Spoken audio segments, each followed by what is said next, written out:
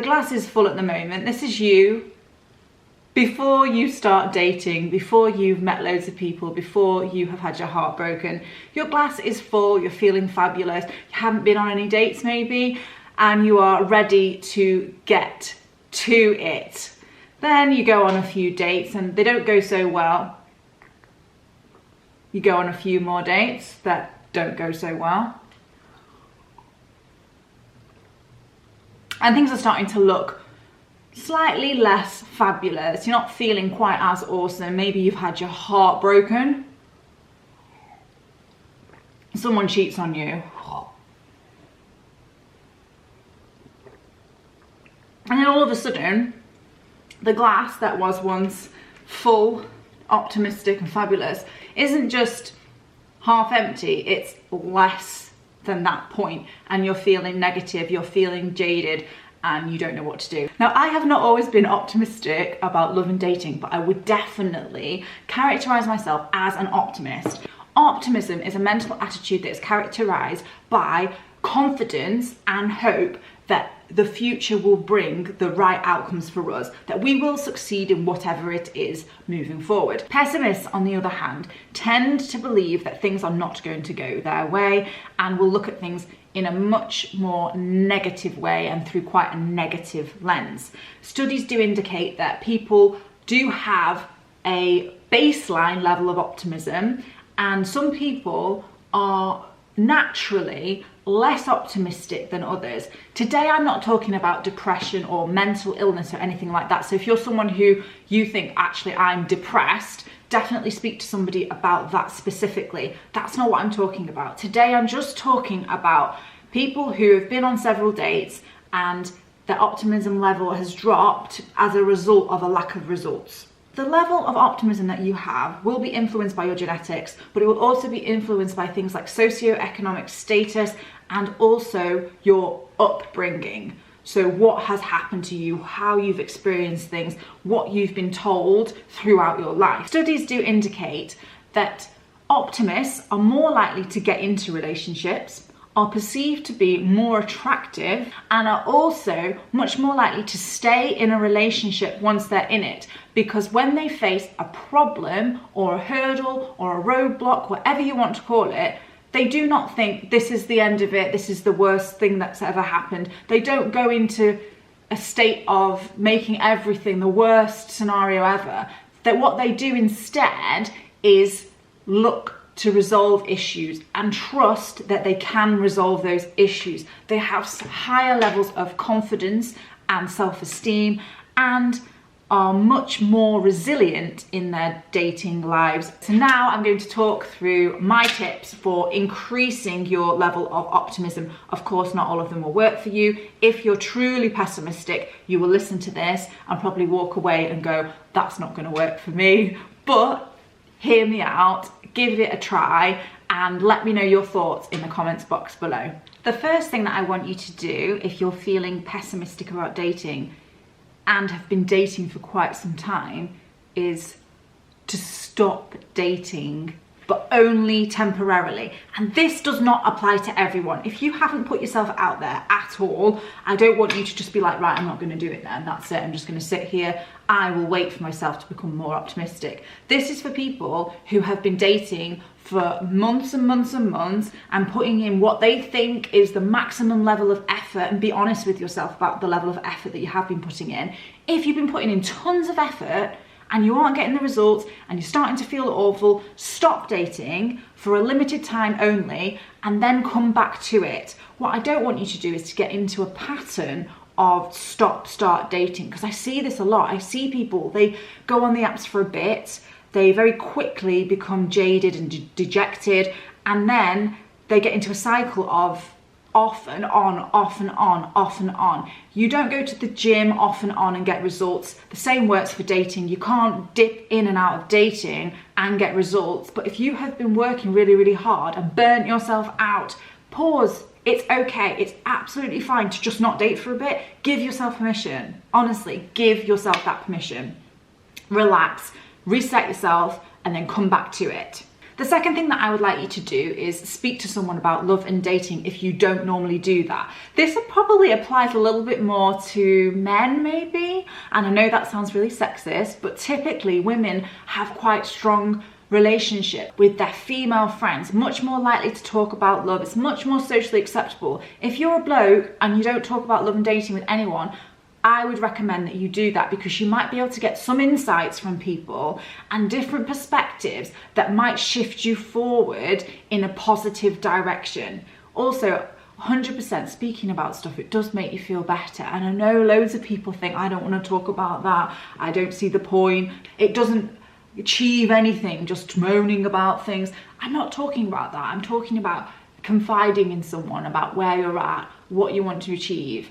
Whether that's a therapist, a coach, or a good friend, I don't mind. The third thing that I want you to do is to flip your negative thoughts around and start to actively challenge the way that you're seeing things and come up with different perspectives and different angles. This is where that good friend, therapist, or coach could help you out. It used to be believed that our brains were very fixed, that we couldn't change the way that our brains were once we were adults. However, that is not true. By thinking different thoughts, we can change the neural processes that are actually happening within our brains and become more positive. Now, it's not easy. I'm not saying that it's easy. I'm not saying that it will happen in a day or even a week or 2 weeks.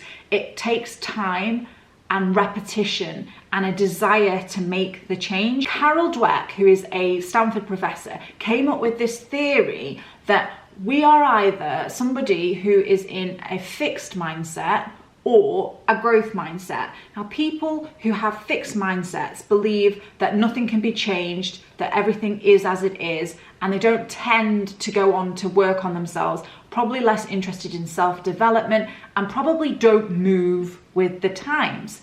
People with growth mindsets are people who are open to challenge themselves. They believe that things can be altered. They're probably, my theory is that they're probably more likely to be naturally optimistic, and they're also more likely to be young. As we get older, we have a tendency to become much more fixed in the way that we think. Have a think about the people around you that are older than yourself and how they sometimes have really deeply bedded ideas about things that you're sat there thinking, that isn't true.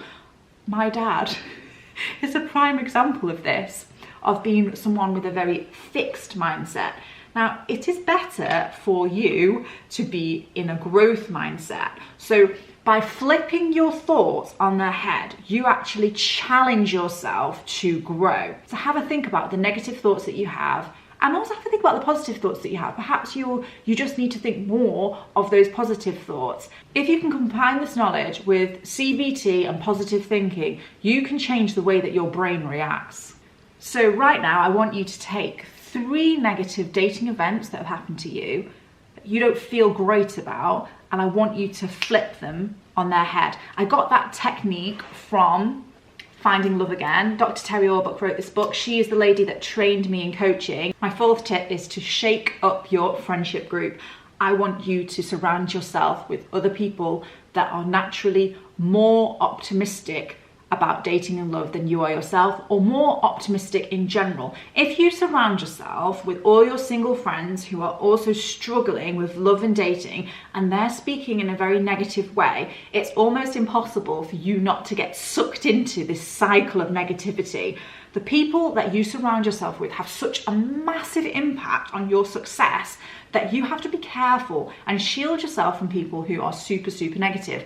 I know that you can't shield yourself from all negativity, but if you can spend more time with optimists and work towards hanging out with people who boost you rather than make you feel worse, then you're heading in the right direction. The 5th thing that I want you to do if you're feeling negative about dating or negative about yourself in general is to stop going on social media. I want you to stop looking at your ex. I want you to stop looking at people who are more attractive than you on social media. Honestly, social media is the biggest lie on the earth, and we buy into it. I do it myself. I hold my hands up, I look at women, I'm like, oh my goodness, they're so hot, and then I see them in real life and I'm like, oh, they're just like normal women. They're just like me. They're just a normal woman. So be careful what you buy into. Be careful what you're consuming. Be careful about the news that you read. Everything that you do in your life influences how you feel. Everything that you choose to consume on social media has an impact on your mood. So be cautious and start to unfollow people who don't make you feel good about yourself. My sixth tip is something that kind of makes me cringe a bit, but it does work. It's to write a gratitude journal. Now, if you don't want to write a gratitude journal, which is, you know, every day you'll write down a certain amount of things that you're grateful for and just give credit to the good things that are in your life rather than focusing on what we don't have, we focus on what we do have and move ourselves towards having more of the stuff we want rather than focusing on what we don't want and then ending up getting more of what we don't want.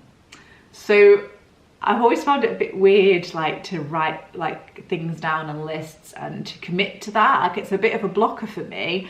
What I do is I generally think about stuff that I'm grateful for anyway. So I do it naturally. I will be walking about and I take appreciation for like really small things like, oh, the weather's lovely. I love it when the weather's great. I'm so grateful. I might not even think I'm so grateful, but I am giving credit for really little things that I enjoy. Like, I get really excited about a nice meal. I get really happy about hanging out with someone that I really like. You know, it's just like little things. And I've noticed recently that that's probably why I'm quite an optimistic person. I don't look at things that have happened to me that are really bad and only focus on the negative. I have a tendency to give thanks. So this is really negative and really sad, but at one point in time, I was in a really, really, really negative headspace because my mum had died. You know, of course, that's not going to make you feel awesome. It still makes me emotional now, and we're nearly 4 years on. She was like my best friend, and it's like coming up to Mother's Day now, and my brother was saying the other day, oh, I feel really bad when I see Mother's Day things on the internet. And I was like, oh, I haven't really noticed Mother's Day things. And my initial thought was, oh, but we were so lucky to have had such a good mum. That's my natural way of thinking. Whereas I could so easily say, oh, this is really bad. I hate it the way that people are enjoying their mums. I actually think, yes, enjoy your mum. Enjoy your mum while she's here. Like, I am so happy when I see that. So you could go down that route of being bitter about something that's happened to you, or you can flip the thought, going backwards now, into something more positive, which is why I said to my brother, but we were so lucky, weren't we? We had such like fantastic female role models with our mum and our nan. So yeah, I'm rambling. I think I'm on tip number 7, but I might have gone a bit astray here. Make a conscious effort to see the good in people. It's really easy to see bad in people, especially when we're dating. Sometimes we have a tendency to look for the negative. We want to make sure that we're vetting this person. We want to make sure that when we go on dates, we're not missing this stuff out. We've been burned enough times now. We don't want to be falling over those same things over and over and over again. And whilst that can be good, it can also be really negative for you. So if you're leaning into thinking like, where is his faults? What's wrong with him? What's wrong with her? If you're in that space, look for the good. If you're on a date and it's not very good, walk off the date and think, what did I learn from that?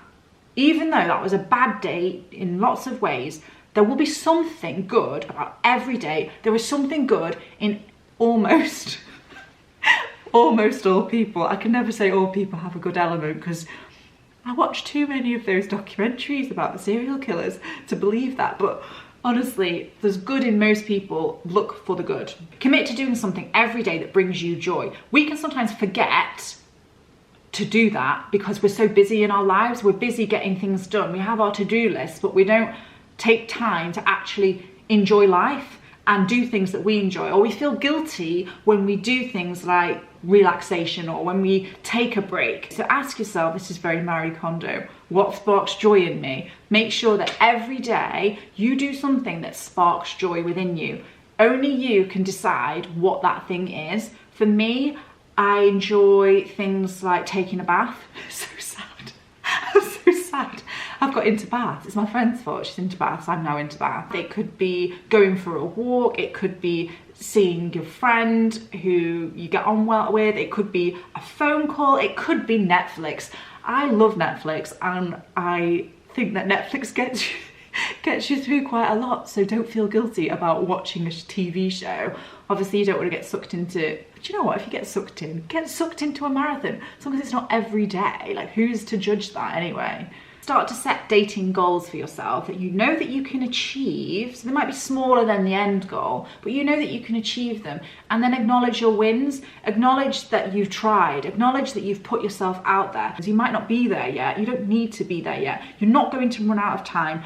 Just keep going and keep acknowledging the good things that you're doing in your life. And certainly do not compare your dating life with someone else's. They're not you. You don't know really what's going on with them. Focus on you and focus on where you were 6 months versus where you are now, and acknowledge the wins. Acknowledge that you're still here doing this. Acknowledge that you've even shown up and got to this point in the video. If you have got to this point in the video, well done, because I feel like I've definitely been rambling quite a lot today. I'm very hyperactive.